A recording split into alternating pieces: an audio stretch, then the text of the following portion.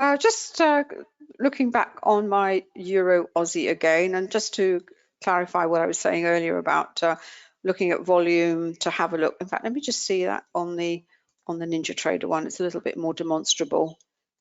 There we are. Basically, this is what I was talking about yesterday to answer to Martin's question. As I said, this is the trend. This is the start of the trend as on a breakaway here. Then we've had a period of congestion. It's clearly it's congestion, but the pivots here actually help to define the congestion phase. Then we had a further break lower, and if you look at the volume, it looks okay. Price action and volume. Someone asked a question on my Twitter feed. They said, oh, they'd read that when a market was in an uptrend and volume was decreasing, then that was a bearish. That was automatically a bearish signal. And he said, well, if that was the case, why have the stocks been going up for 10 years, haven't they, David?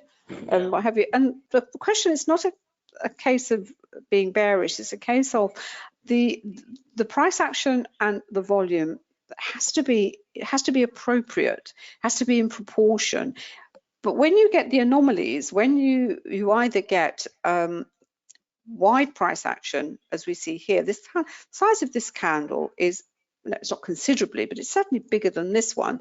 Well, if it needed that much volume to shift the price that much, then this one you would expect a higher volume than you got under that one. So that is an anomaly, and that's what you're looking for. Or you get a very squashed candle, you get a very narrow candle with a lot of volume underneath it. Again, that is another anomaly. So that is, as I said, that is the ECB. That pushed it up. It actually gave us a technical signal in the sense that we had a bullish engulfing candle, which is that of itself will tell you it's going to go up. What it doesn't tell you, that technical signal on its own, is, well, how far is it going to go? Is that move that we see coming off the back of a fairly decent downtrend?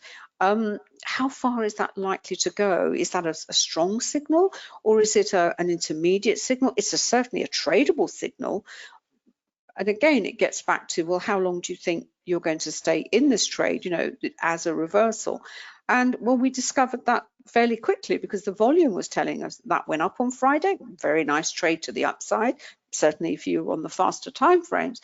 But as of yesterday, what happened? We actually went into this resistance here, and you can see the resistance that's also been caused by the congestion phase, very clearly marked at 172. Where is it? 70. 70. A nice round number. That's what we like. Nice round numbers. And then we had that reasonable amount of volume under that, and now we have to wait and see whether that we are going to see the resumption of this move, the trend lower, which started back at the volume point of control. Now this narrative that is on the daily chart is exactly the same narrative that you would have on any time frame. It doesn't, this just happens to be a daily chart, but you do exactly the same on the faster time frames. And getting back to my MT5, and particularly with what it's doing at the moment, well, the Renko tells me all this flip-flopping out of all these colors all the time. It tells me that it's really, at the moment, there's not enough of a divergence in this pair. If I go up to what I can see here, where I've got my actual levels and my individual, well, what I'm seeing at the moment, I'm seeing a kind of little cross on here, which is quite encouraging. On my 5-minute chart over here, I do use multiple platforms here. It's now hit this volume point of control. There's really strong level of resistance. This is, was this on this chart? This is this little move higher that we had. But as I said, it's now moved up to the resistance. Again, it's a little bit unclear. The daily candle is quite, there's not a big range on the daily candle. Is this going to sort of develop as we move through the trading session? Possibly, possibly not. We just have to wait and see. And while I'm waiting, just go over and maybe look at something else, and we can see the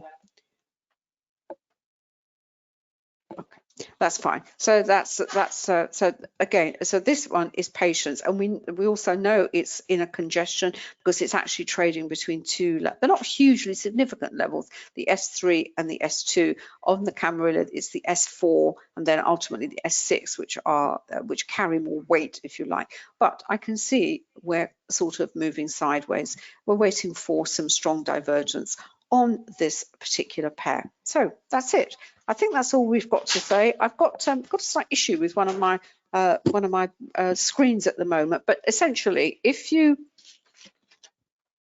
want to know more about the indicators that we've used, the site is www.quantumtrading.com. In fact, I'll write it up on here if I can. There we are. Let's have a look.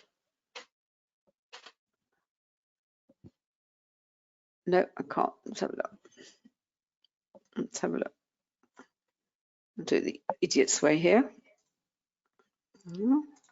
Right, you'll find the details at www.quantumtrading.com. That's where you'll find all the details of the indicators. For the education, www.quantumtradingeducation.com. If you want any further information on anything that we've said today, you can email me at anna@annacooling.com, or you can David at quantumtrading.com. I think that's easier, isn't it, David, this way? Brilliant. There is a recording. The recordings are now chopped up into smaller bite-sized pieces, and they go up on my YouTube channel, which is Anna Cooling YouTube channel, and Quantum Trading YouTube channel as well. So that's us all done for now. We will be back on Thursday. We are going to have a slight restructure of our webinars because we have another platform coming on board, which is TradeStation, and we also have quite a lot of students in America, so we may have to look, well, we are going to look at introducing a forex session for the US market, and that's again it's quite a different market than we have for London. Very interesting, but has to be played in a slightly different way. So if you're on the as you're on our list anyway, you will automatically get a notification of any changes to the webinars. But for this week, we will be back on Thursday at, is it 5:15 London, UK time, when we look at the US markets. Thank you so much for coming along today. It's been lovely to have you. I hope you've enjoyed it. I hope you've learned something that perhaps you didn't know before, and we will catch you next time. Take care.